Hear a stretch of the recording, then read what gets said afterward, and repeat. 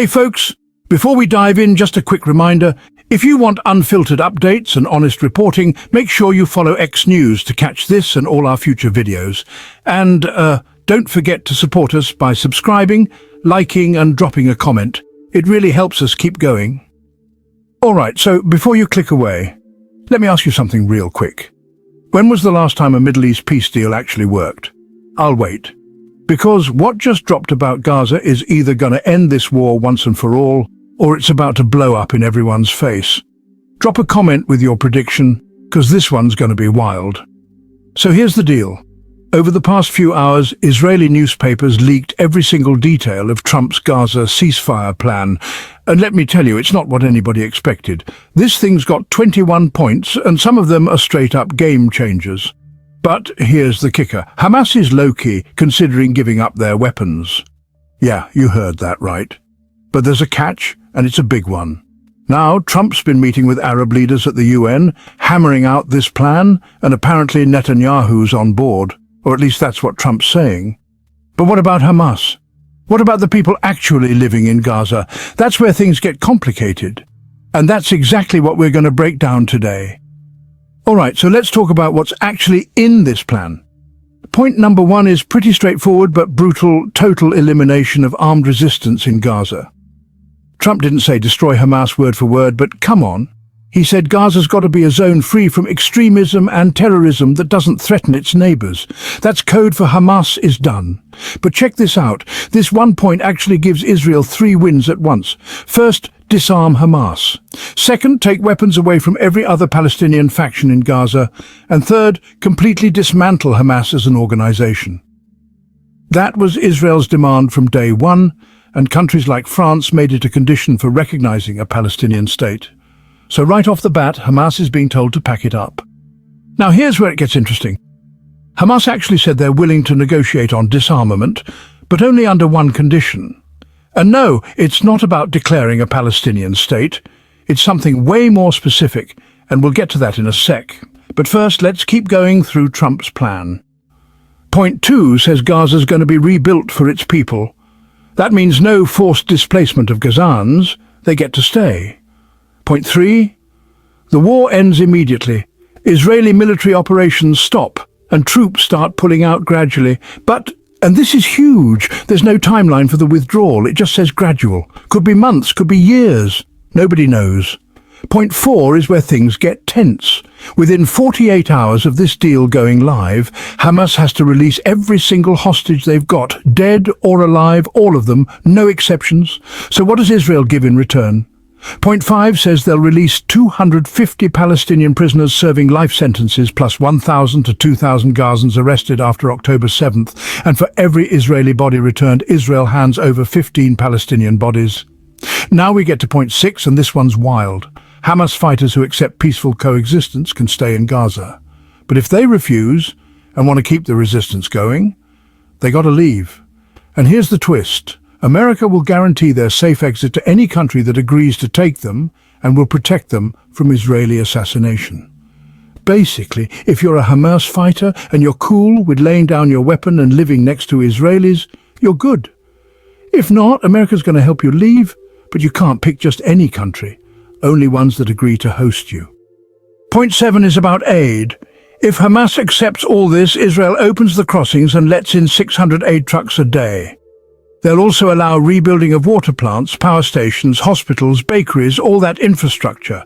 Plus, they'll let in heavy equipment to clear the rubble so reconstruction can actually start. But who's going to make sure all this happens? Trump says he's the guarantor, and Turkey's jumping in too. There's even talk about China getting involved.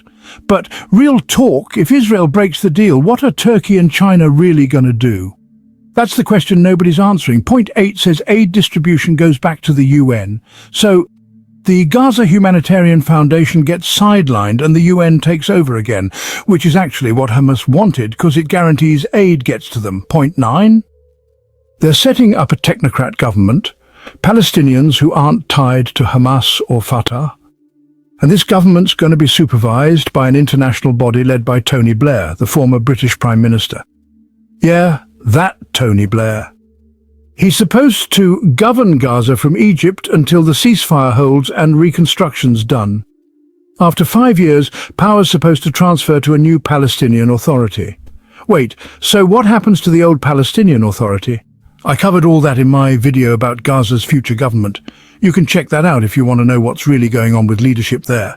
Point 10 and 11 are about rebuilding Gaza and creating an economic zone with low tariffs, so goods there can compete with the rest of the region. And here's a twist. Point 12 says America's going to encourage Gazans to stay in Gaza. That means no displacement. They need people there to rebuild. And even if someone wants to leave temporarily, Gaza will be waiting for them when they're ready to come back. Point 13 is the big one for Israel.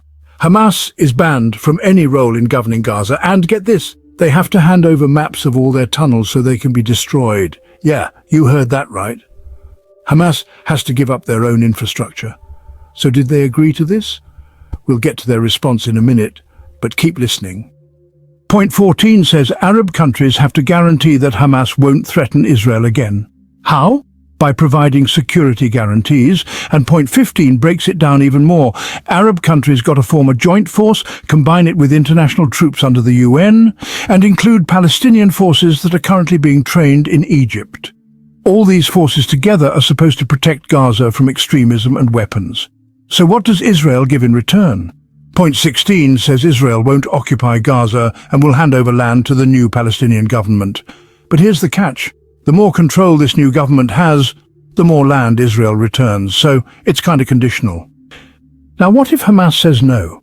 Point 17 basically says, we're doing this anyway. If Hamas refuses, America and Israel will implement the plan in areas they've already cleared of fighters, move Gazans there, set up the technocrat government under Tony Blair's supervision, and bring in international forces, Arab, Muslim or foreign. And if Hamas tries to fight those forces, Israel shifts the war from Israel versus Hamas to Hamas versus the world. Israel just sits back and watches. Point 18 is specific to Qatar. Israel promises not to strike Qatar anymore. Point 19 is about America supervising community dialogues between Israelis and Palestinians to reduce hatred, using interfaith conversations. Does this mean changing school curriculums like what happened in the Gulf? The plan doesn't say. Point 20? If all this gets implemented, maybe, they'll start talking about a Palestinian state in the future, not creating one, just talking about creating one. And remember, point 19 about reducing hatred could take decades. You'd have to change entire generations before that hate goes away. So point 20 basically says, don't hold your breath on Palestinian statehood anytime soon. And finally, point 21 says America will keep up diplomatic efforts to create political dialogue between governments, Israeli and Palestinian, to ensure peaceful coexistence. So that's Trump's plan. Now, what did Hamas say? Hamas said they need guarantees, real guarantees. If someone can guarantee full Israeli withdrawal, then they might offer concessions on 3 things: governing Gaza, disarming and exiling remaining Hamas leaders. But here's the thing. Some reports say Hamas is only willing to give up offensive weapons like rockets, not defensive ones like rifles and explosives. That contradicts point 1 of Trump's plan, which says Gaza has to be completely free of threats. So why is Hamas hesitating?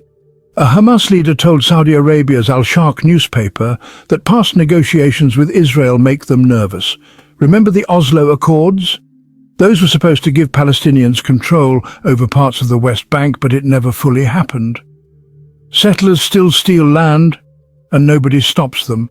So when Trump says release the hostages and Israel will gradually withdraw, Hamas is like, who's guaranteeing that? Second issue, America told Hamas that Israel can still launch strikes after the war ends if they detect any threats. That's a super vague condition. Israel could break the ceasefire any time with any excuse, just like they did with Hezbollah in Lebanon. That ceasefire lasted like 2 hours before Israeli jets were bombing again. Third issue, putting Gaza under international supervision. Hamas is worried that could last forever, and it would separate Gaza from the West Bank. The West Bank's run by the weak Palestinian Authority, and Gaza would be run by Tony Blair. So where's the future for a Palestinian state? Hamas boiled it down to 3 demands: guaranteed Israeli withdrawal, a permanent ceasefire, and a real Palestinian government ruling Gaza without international supervision. Now Netanyahu responded and said he won't allow a Palestinian state one step away from Israel. And the war won't end until Hamas is disarmed. All hostages are released at once, and remaining Hamas leaders are kicked out of Gaza. Meet those conditions, the war ends. If not, it continues. Netanyahu's using the excuse that his far-right coalition partners will collapse his government if he compromises. But then Yair Lapid, the opposition leader, jumped in and told Trump he'll support Netanyahu's government and protect it from falling. But only if Netanyahu agrees to end the war and free the hostages before they die. Especially since Hamas said yesterday that they've lost contact with 2 Israeli hostages because of Israeli airstrikes. They asked Israel to stop bombing for 24 hours so they could reach them and save them. Netanyahu said no. The bombing continues until Hamas disarms. So what's the answer? Will this plan work, or will it fall apart? Netanyahu's meeting Trump at the White House today, and that meeting's going to decide the fate of this war. Why? Because Netanyahu's bringing a list of modifications to the plan. For example, he doesn't want Tony Blair's government under UN supervision. He doesn't want the UN or the Security Council involved in Gaza at all, because he doesn't want any Gaza decisions turning into Security Council resolutions. Basically, Netanyahu wants things to stay open-ended forever. He also wants the option to strike Gaza again anytime he feels like it, not just under strict conditions. And he wants international supervision to last indefinitely, not just 5 years. Plus, he wants the ability to modify every point in Trump's plan to benefit Israel. And if he accepts Trump's plan as is, he loses his far-right allies, faces corruption trials, kills the displacement project, and can't annex the West Bank. So Netanyahu's got 2 choices: trap Hamas into rejecting the deal so they look like the bad guys, or negotiate some middle ground with Trump, either by tweaking the plan or scrapping it entirely. But here's the thing. The ball's in Hamas's court, but Hamas is in an even tougher spot than Israel. If they accept Trump's plan, the war ends. But so does Hamas. They disarm, dismantle, and their leaders would leave Gaza. If they reject it, they'd be handing Netanyahu a gift and continuing a losing war. Yeah, Hamas is still fighting, but they're fighting on scorched earth. Think about it. At the start of the war, Hamas demanded the release of all Palestinian prisoners, recognition of a Palestinian state, control of Gaza, keeping their weapons, and control of the Rafah crossing on the Palestinian side. Now, after all this time, they're down to 2 demands: a full and permanent ceasefire and Israeli withdrawal from Gaza. That's it. Hamas isn't asking for much more than that. There's even talk they're willing to negotiate on disarmament, as long as there are real guarantees of Israeli withdrawal and a ceasefire. If you compare their demands at the start of the war to now, you can easily see who can keep going and who can't. I've said this before in previous videos. The winner of this war isn't going to be the strongest militarily. It's going to be whoever's got the longest breath. Israel's exhausted and wants the war to end. Hamas is exhausted and wants the war to end. But only one of them can keep going and the other can't. Trump's plan makes it clear who's who. Hamas might be on the verge of disarmament and dissolution, but don't forget, Israel, despite its gains in southern Lebanon, southern Syria, Iran, Yemen, and even Gaza, lost a lot too. They lost their plans to annex the West Bank. They lost their plans to displace Gazans. They lost normalization with Saudi Arabia, at least for now. They lost international support. They lost the narrative they were trying to sell the world, that they're the victims, that the land is theirs, that they're the past, present and future. They lost the displacement of Gazans and West Bank residents. They lost integration with Gulf states after the Abraham Accords. They lost European public support. Thousands march against Israel every single day. They lost the satisfaction of defeating Hamas fighters with military force. Even now, as we're talking about the war ending, Israel still couldn't end it by force. They're ending it at Trump's desk in the White House.